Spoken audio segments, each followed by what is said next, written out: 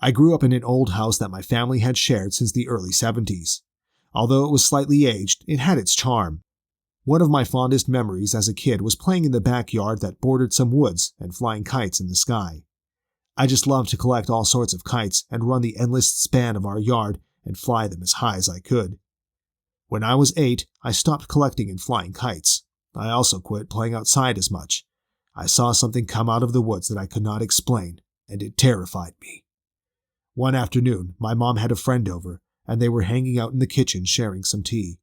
She'd waved me off and told me to go play outside and get some energy out. I'd plucked one of my kites out of my closet and went into the backyard to try my luck on the almost windless sky. I did get her up in the air. She was shaky and not as high as I was hoping for, but she was up. So I started trotting, hoping that would help get her up a little higher. I caught a glimpse of the sun as a passing cloud moved, and I squinted and trained my vision on the woods in front of me. And that's when I let go of the kite and stared. My vision was still off from the sun's glare, so I was doing my best to try to focus on the trees a little way off in the distance. There was an old man with an upwards curled mustache and a pudgy belly, wearing a vested shirt and some trousers that I knew were not from this era. At first, it appeared that he looked directly at me, then he started walking towards a group of trees a few feet in front of him. His pace was stiff, almost like a VHS tape skipping slightly. Then once he neared the group of limbs, he just faded into nothing. For a moment, I just stood there with a gaping mouth and rapidly blinking eyes. I could not believe what I had just seen. Suddenly, I was reminded of my kite and that I had let go. I peered back up at the sky in search of it when a thunk sounded behind me. I jumped at the noise due to what I had just seen near the woods and turned around cautiously. My kite lay on the ground, unscathed. At that point, I made the decision to go back inside and play in my room for the rest of the time that my mom was having her friend over for. I never mentioned this sighting to anyone in my family, mostly because I was afraid they would think I was crazy, and I highly wondered if I had imagined after looking briefly but directly at the sun. Over the next few months, I had nothing unusual happen until one night my father was out of town and my brother was at his friend's house spending the night. My mom and I were having dinner in the kitchen when there was a scraping sound on the kitchen window. We had a cat at the time, so we assumed the noise was Bella announcing she wanted to be let in. My mother got up from the table to go to the back door when she just suddenly stopped mid-step. I put my fork down and my eyes followed where she was staring. In the kitchen window was the face of an older woman, but not one from this time period. She looked like she was from the early 1900s. My mom gazed over her shoulder at me, and I'm sure I looked absolutely terrified. All I could do was shrug, because words just would not come to my lips. She turned back around to the window, and again so did mine, but the lady was gone. Hesitantly, my mom went to the back door to check for the cat, but she was not there. Can I explain the people that I saw at my childhood home? No. But I do know the house used to be where a house burned down in the early 1900s. I do not have any photos of the owners, only heard that at some point a house was there that burned to the ground tragically. Was anyone harmed? Again, not sure, but I think that some people that inhabited this spot of land before our house was built on it remain there. During the time I was going to college, I had to keep a job in order to pay for extras that my scholarship wouldn't cover, such as books and entertainment. One such job was working at a movie theater. This wasn't your ordinary run-of-the-mill place, but rather an older building that had been renovated multiple times since it had been built in 1908. I basically had to learn how to do any job in the building since my boss was a micromanager and would consistently ask you to do basically anything at any time. I wanted to make a good impression, so I never complained and just kept my head down and did as I was told.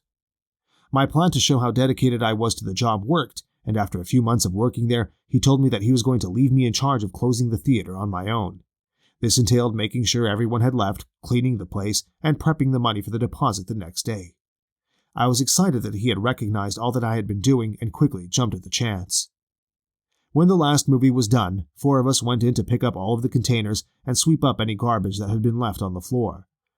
Now that the last movie had played, we could turn on all of the lights so we could see better. The controls for them are up in the projection booth, so I ran upstairs to turn them on.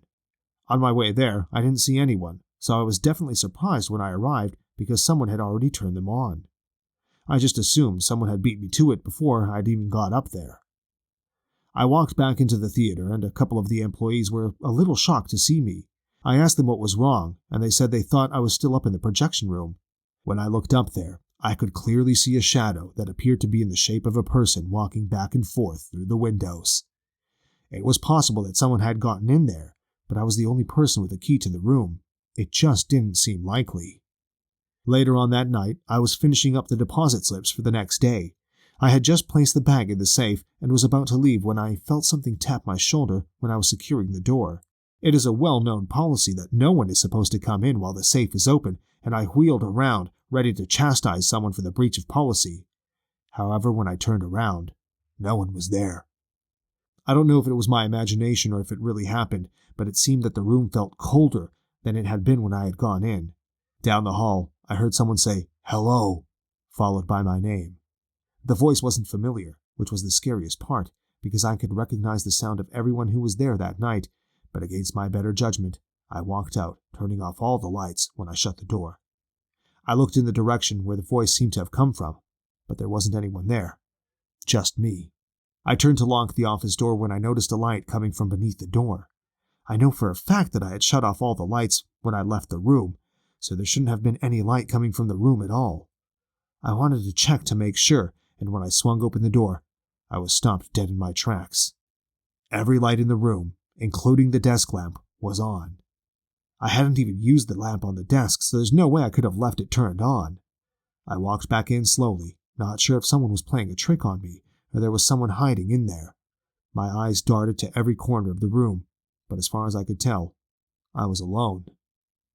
I walked over to the desk and twisted the knob to turn off the lamp when I caught movement in the doorway. I hadn't heard anyone coming down the hall, but in my surprised state, I felt it was possible that I had just been too distracted to notice. I looked up, and the blood in my veins turned to ice. There in the doorway stood a woman in a flowing blue dress that seemed to have been pulled out of the past. Although you could see right through her body, her edges almost seemed to shimmer in the dim light like they were constantly shifting. I got the feeling she was almost as surprised as I was from the startled look on her face. Neither one of us made a sound. We just sat there for almost a minute, staring at one another. All at once, her face went blank, and the image of the woman seemed to collapse in on itself, and she disappeared. The experience had me shaken, and I basically fell into the seat behind the desk to catch my breath. It was either that or run screaming from the room, which when you add to it me telling them what I had seen would have made me come off as a crazy person. I am a person who has always believed in spirits, but my experiences had been limited to what I had seen on television. I was sure that I had just come face to face with a ghost. There wasn't any way to explain what had just happened. I left the office in a kind of daze, lost in my thoughts, trying to figure out if I should tell someone what I had seen.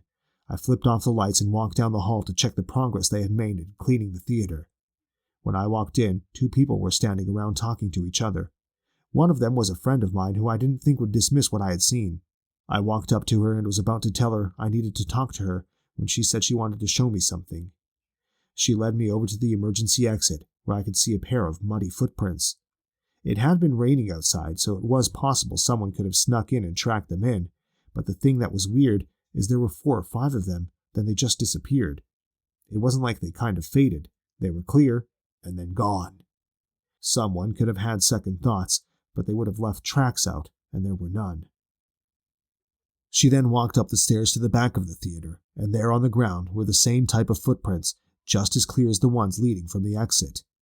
Unless someone took off their shoes and put them back on up here, there wasn't any way to explain the tracks being spread apart like that, but the odds of that happening seemed minute. I broke down and told her about what I had seen in the doorway of the office at that point.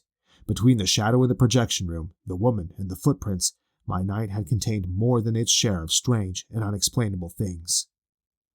When I finally had told her my story, I almost regretted doing so, knowing how it must have sounded. Instead, she told me that there have been a number of employees and customers who have told stories about seeing the exact same thing that I had. This should have made me feel better, knowing I hadn't imagined the entire thing, but it just left a knot in the pit of my stomach. I didn't last much longer at that job. I never saw anything again that could be considered supernatural, but I always felt like I was on edge. Hidden eyes felt everywhere I went, leaving me uneasy all the time. The image of the woman in the door had left me shaken, and I wasn't looking forward to another visit. My manager, when I brought it up, just brushed it off and told me not to talk about it anymore even if asked about it, which leads me to believe he has seen things too, but doesn't want to scare people off. If that is the stance he wants to take, then he can deal with the ghosts. Whenever I see an old farmhouse while I'm driving down a country road, I flash back to the memories I still yearn to explain. It's almost instantaneous. The passing trees will momentarily distract me and I will marvel at their beauty and leaves. Then, when the farmhouses appear, knots in my stomach materialize and leave me near breathless. The farmhouse of my nightmares once stood in Indiana, a vast landscape that included 50 acres handed down between multiple generations of family. As you can imagine, it housed all sorts of livestock, sported a large barn and orchards. The orchards used to be my favorite place to escape. I'd trot down the rows of trees while the fruits were in bloom and just enjoy the smell of the breeze. I'd bring a bucket in case I was lucky enough to find the perfect ripe apple or two to snack on while exploring. One August day, after milling about the orchards, I'd gone back up into my room, which was in the attic of the farmhouse. I was on my bed flipping through a comic book and drinking a glass of milk. I began to hear footsteps ascending the attic stairs and put my comic down, awaiting someone's knock. However, no one knocked. So after a minute or two, I went to the door and opened it, but no one was there. Dumbfounded, I trotted downstairs to see if someone needed me, but everyone was out on the porch, chatting and laughing. I was the only person inside the house. I shook the event off and told myself I had imagined it, or the house was just settling, which it often did due to its age. A few months later, it was winter. I was playing with some magic cards I had bought the month before, and my parents and grandparents wanted to drive to town to get a few things from the store. Being 12 at the time, I stayed home by myself. I was playing on the living room floor with my magic cards in front of the fireplace. A log on the fire crackled and I jumped. I shook my head at myself at how silly I'd been and started reshuffling my deck of cards. Suddenly, mid-shuffle, I heard my name being whispered. I stopped shuffling and looked around the dimly lit room. I didn't see anyone or anything unusual. I shrugged it off and shuffled the cards some more. For a while, nothing else occurred. Finally, after about 20 minutes, I was tired of my cards and was putting them back away in my magic box. Then I heard it again. Kevin! I flipped around really fast, my heart racing. The voice sounded like it had come from inside the fireplace. I crawled on my knees closer to the flames and listened. No more whispers. But what I did see was what seemed like a face with hollowed-out eyes appear in the flames. I was terrified. It was not even 10 minutes later that everyone arrived back at the farmhouse from the store, and I was relieved. Everyone piled into the living room and jabbered away, enjoying the fire. I was still on edge for some of the night, but I did not feel like talking about what had happened. For one, I was afraid if I mentioned it, my parents wouldn't think I was up to the task of being left home alone for short periods of time, and for a second, I was pretty sure that they would think I was crazy. I had many more experiences over the years, but the few I've recollected were the easiest to describe. Lots of voices I'd heard here and there, occasional shadows darting out of the corner of my eye, and in the orchards, I would sometimes hear the sound of footsteps crunching on leaves behind me in the fall. But when I'd whip around to look, there would be no sign of anyone out there but myself. The farmhouse was torn down 8 years ago and turned into suburbs, and the land was divided off. I have no idea what haunted the land, but I'm fairly certain that there were things from other time periods that lingered.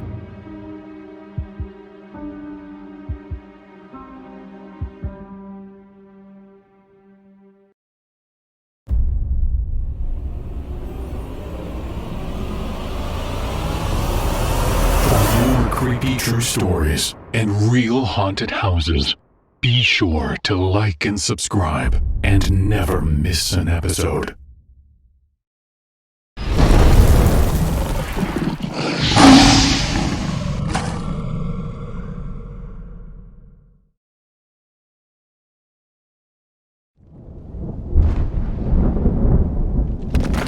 Submit your own story on Reddit at Chilled Bones Writes. And thanks for watching our scary stories.